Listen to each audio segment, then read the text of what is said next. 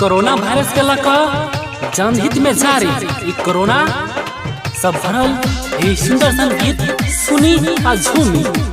Lockdown के पालना करी आ कतो नहीं घूमी आ साबुन पानी से हाथ धोई। लॉकडाउन में कतो नहीं घूमी हा हो, लॉकडाउन में कतो नहीं घूमी हा हो। नहीं तो वायरस पकड़ तो नहीं छोड़तो हो, नहीं तो वायरस पकड़ तो नहीं छोड़तो हो। अपनो तू मरबा घरों के लजेवा,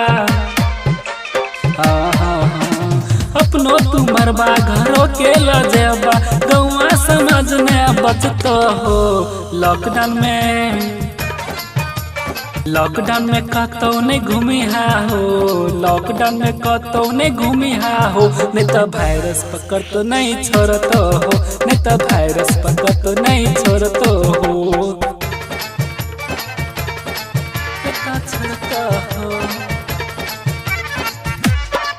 नहीं तो छोड़तो हो।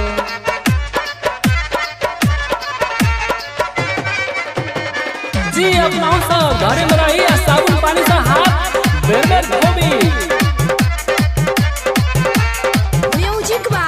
Music director Ram. देश विदेश में गेले वायरस, कते जनता मर गेले। कोरोना जेहन वायरस देखी विश्व भर में फैल गेले।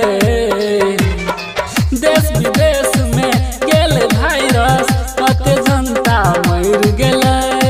कोरोना जेहन वायरस देखी विश्व भर में फैल गेले।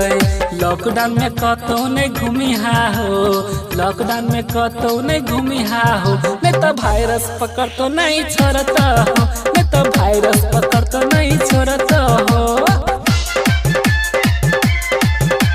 Ram Jatan recording studio Janakpur Dham Nepal. Mobile number 9858296566। Ram Jatan Shankar पवन सबके कहे एक बात। जखन वायरस लगतो तोरा कोई नहीं रहतो तोहर साथ। कहीं दुआरे साबुन पानी से हाथ बेर बेर धोबा हो। लॉकडाउन में घर में रह, बाहर नहीं निकला हो। लॉकडाउन में कतो नहीं घूमी हा हो, लॉकडाउन में कतो नहीं घूमी हा हो। नहीं तो वायरस पकड़ तो नहीं छोड़तो हो, नहीं तो वायरस पकड़ तो नहीं छोड़तो हो। अपनो तू मरबा घरों के लजेबा, गौवा समझ में बचतो हो। लॉकडाउन में कतो नहीं घूमी हा हो, लॉकडाउन में कतो नहीं घूमी हा हो। नहीं तो वायरस पकड़ तो नहीं छोड़तो हो, नहीं